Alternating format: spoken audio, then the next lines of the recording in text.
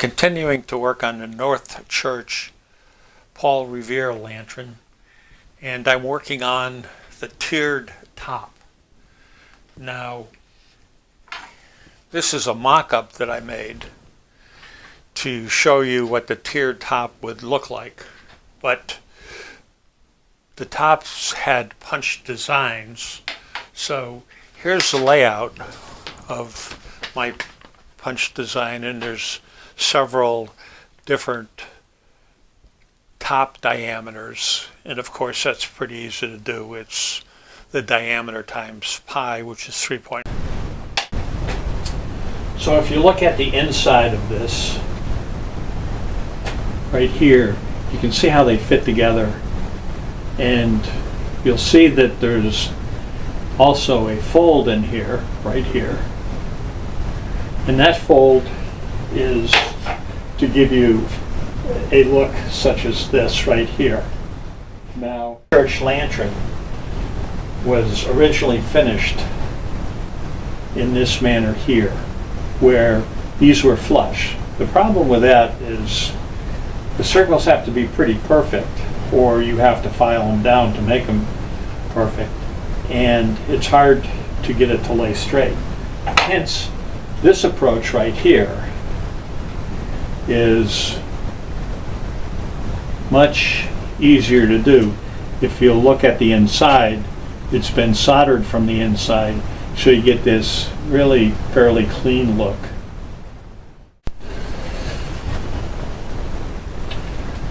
We are ready to fold our 1/8 of an inch turn up on the pieces that we just punched out. Now keep in mind, when you use a punch, you get a slight burr on the inside or on the back side of the punch, so you always want to keep that on the inside when you roll it up. So this is set at 1/8 of an inch. I'll bring it up, and what I do is bring it down a little bit, and then I put in these little 1/8 inch strips, and I put them in like this. And the benefit of that is when you run it through the roller, it doesn't close up this hem on me. And then after I roll it into basically a round circumference, then I pull it out. So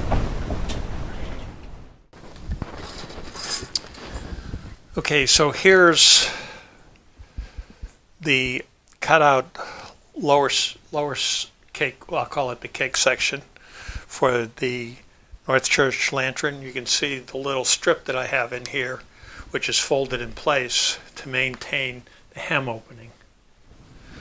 Move that a little bit closer.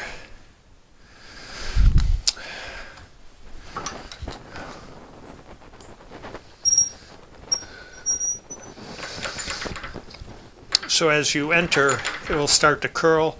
I usually flip it around because you always get a flat spot in the beginning, and it will help take that out. Now, I'm going to lower it a little bit, and this is the top part of the cake. It's going through, and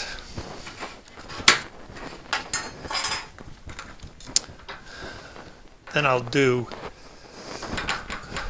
the top part in brass.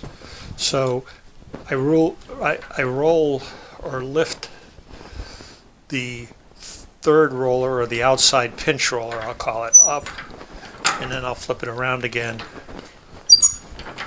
and you'll see as you use different materials, the spring configuration is different.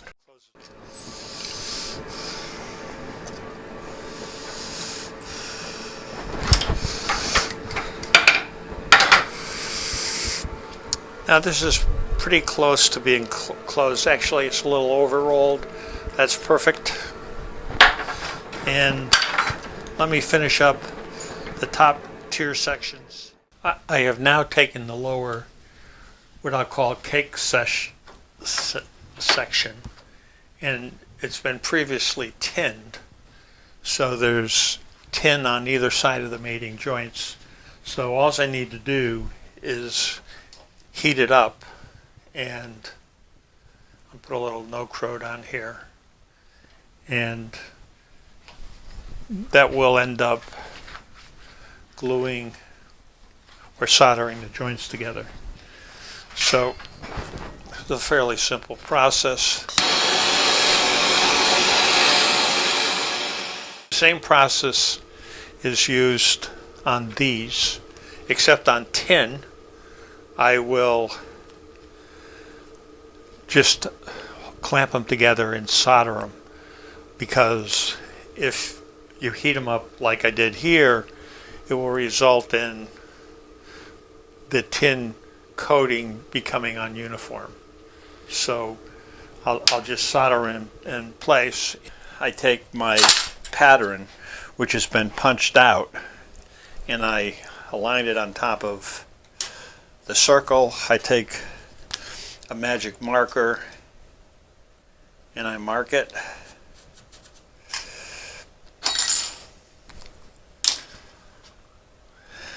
So this insect looking thing is what I got to punch out. Now I have a punch that actually will punch basically half of this keyhole, and then so I use it twice.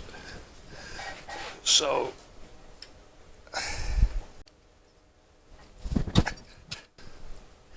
and then I'll take a file, and as you can see, it's not perfect. It's pretty hard to make it perfect. Maybe I get 1 out of 4.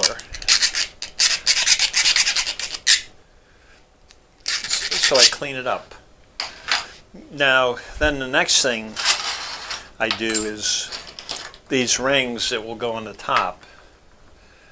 These have been made circumferentially by running it through the slip rolls, and they've been soldered together. You can see the solder line. So this is pretty simple, and the first thing I do, this is basically a 1/2 inch thick. I make sure it fits, and then I randomly cut off a strip.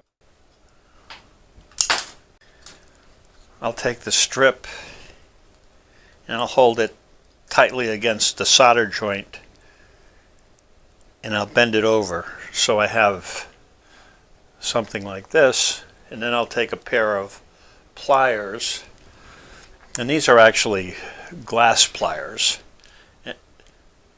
and I use them because they have no serrations on the jaws. And then I squeeze it down,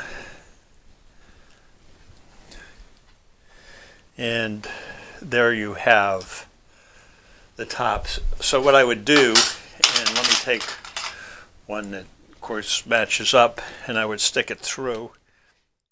So now it fits. So if you look on the inside,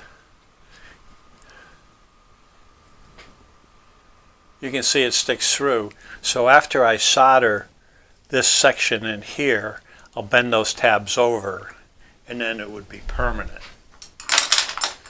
placed, such as you can see in this one. Then the next process is to put the bottom section on, and it will be done in the same way so that they don't fit through, but I have an alignment block so I can bring them down and they'll line up quite nicely, and then I can solder them and have a nice joint, and then of course this would come up and slip under there. So I still have to cut the circumference around, but when I punch these, and this hole has been punched, then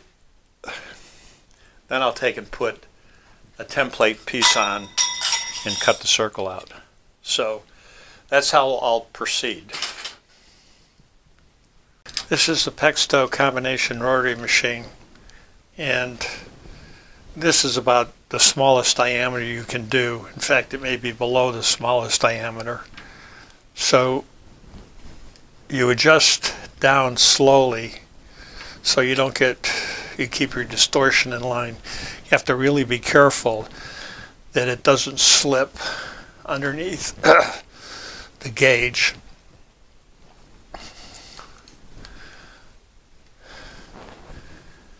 Now when I get to the lap,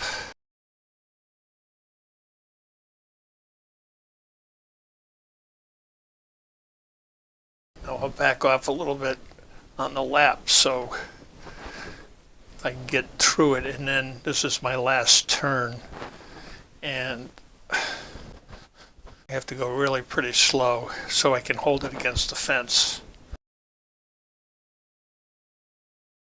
So as you can see, there's a lot of distortion because you're expanding the material and it has to go somewhere, and shrinking the metal at the same time. Expanding it for the bead and shrinking it for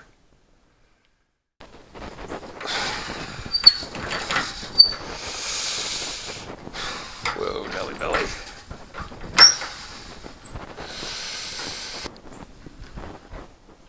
And I'll lock it down.